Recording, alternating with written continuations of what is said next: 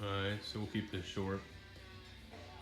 If you follow my socials, you saw that this intake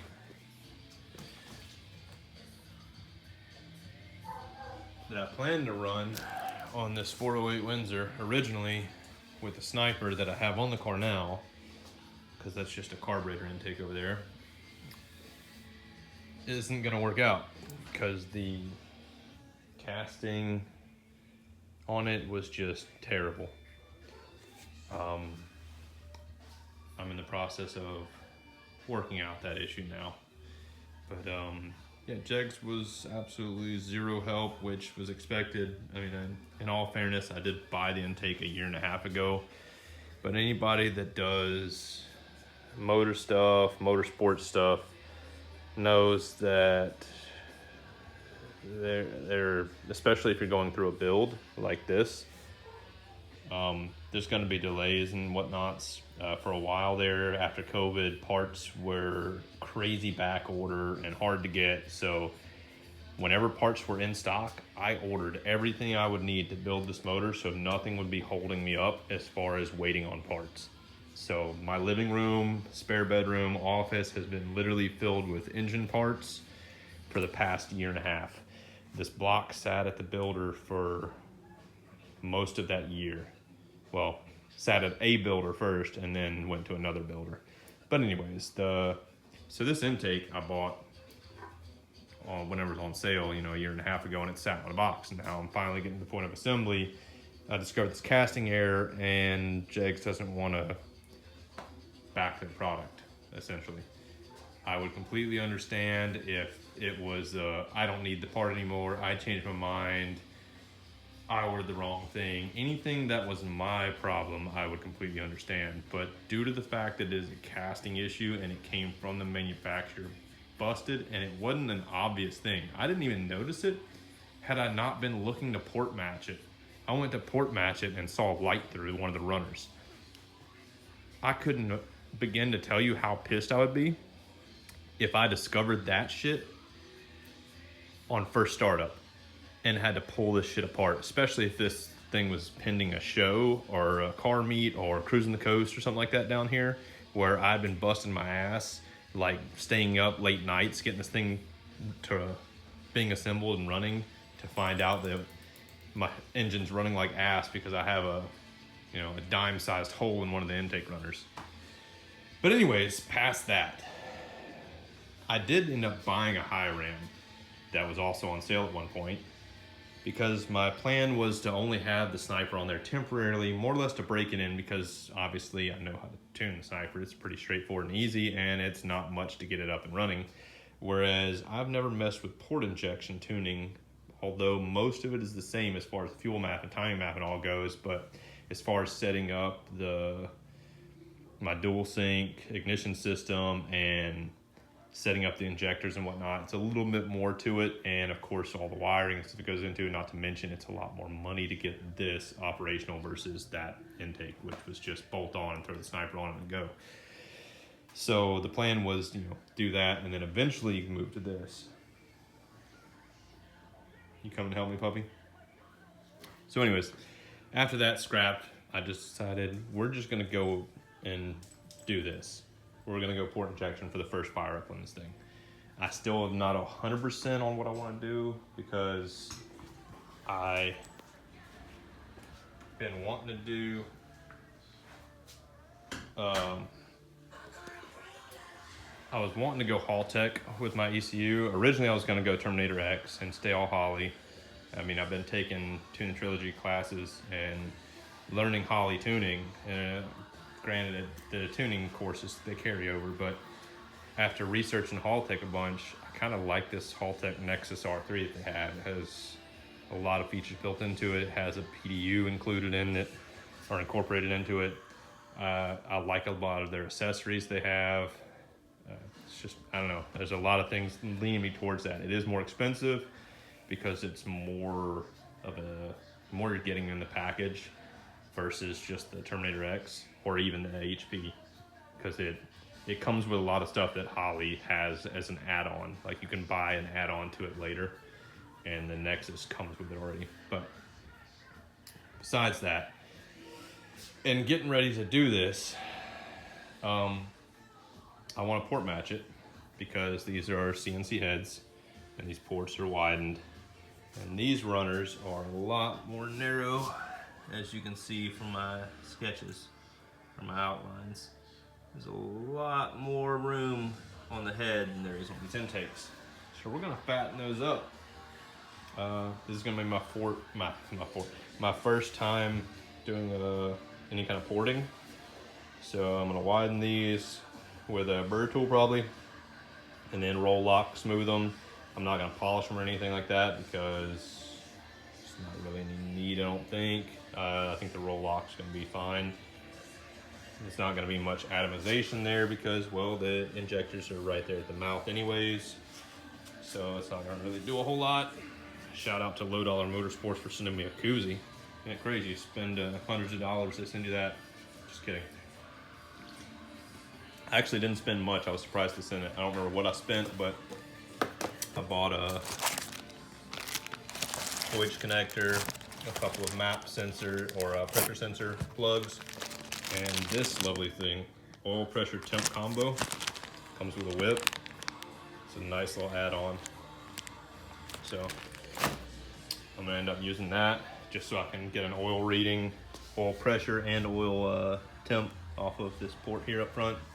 It'll essentially be a block temp more or less than an oil temp, I think, where it'll be mounted.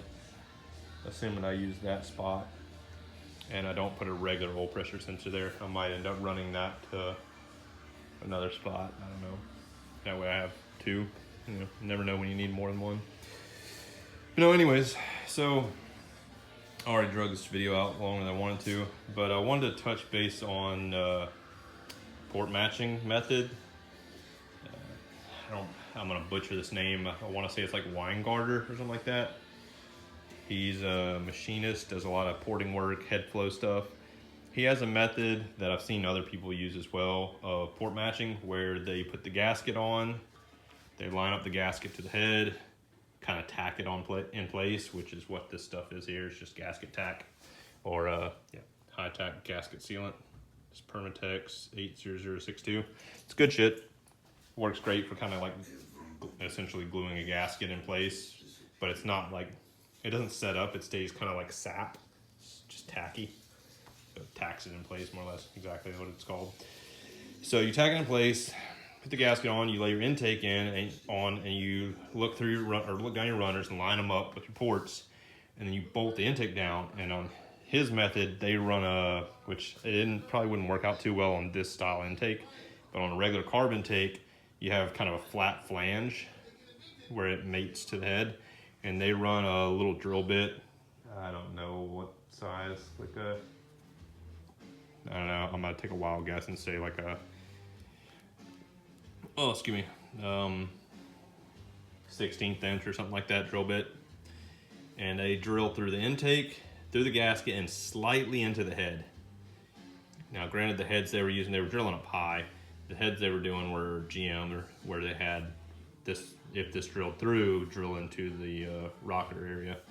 So no harm, no foul if you drill too much, but they drill through and they use that drill pilot hole. They'll put two, one on each corner, and they'll use that as a indexing point for the gasket. So when you pull it off, you can put your drill bit through the intake and then lay your gasket on through those holes, and you'd have your outline marks. I don't want to drill shit, especially on this being it's assembled, and I'm a little nervous being these are expensive ass heads and it's an expensive ass intake that I'm already really nervous about burring or porting, but I'm not gonna pay someone to do it. So I used another method. I obviously gasket tacked it, I laid it on, I bolted my intake up, and if you can see, outline marks.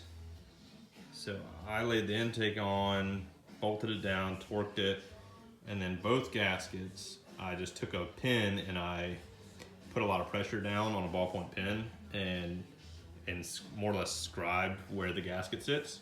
Pulled the intake off, and then I laid the gasket back down, and you can see where my scribe is. It just laid on like that, and I lined it up from underneath and taped the gasket on in place, and then, well, scribe my marks. If you don't already know, the blue stuff is this. It's just die chem.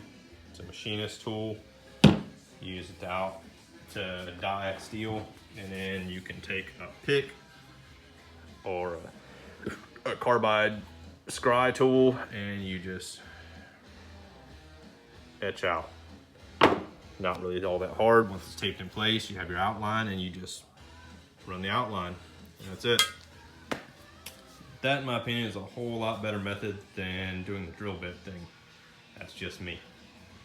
It's probably not as accurate. There's more possibility for more room for error than being able to dowel pin a drill bit in it, but it works for me, and I don't have to drill through the expensive intake or heads or risk putting metal shavings in this motor, since if you've been around long enough, you probably already know I had a bad experience with the last motor with that. Surprisingly, the shavings that got into the motor, or the burr bits, they were actually the little crescent moons from one of those, I don't even remember what those tools are called. Not dimpled eyes. It's like a little metal burr tool, chewing tool. I can't think for the life of me what those things are called. But anyways, it kicks out little moon crescent shaped cutouts. It like has a little pin that punches in and out. But somehow, some way, I found those in the lifter valley, I think, when I end up pulling the heads off of my 302 that's in the Mustang now, whenever I had valves get bent because my cam bolt backed out. Because I learned that you were supposed to red Loctite this, and I had no Loctite on it, I just torqued it. And it apparently didn't hold. So this is red Loctited in an ARP bolt and torqued to ARP spec. Everything on this motor is ARP. And I'll probably be replacing these cheap intake bolts with some ARP stainless bolts, even though this intake came with some nice stainless studs. I prefer the nice 12-point bolt heads. They're prettier.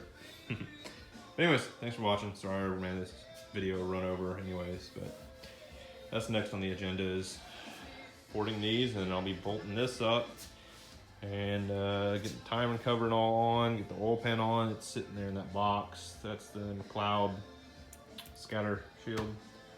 Still don't have my clutch stuff or any of my drivetrain stuff. This thing's just beautiful though. Oh man, I love that. That DSS girdle looks so pretty once I made it fit. But anyways, yeah. Once we get all the intake stuff done, I get to show you the fun, or the nice pretty CVF serpentine kit I get for this thing. Anyways, thanks for watching. Anybody need seats, by the way?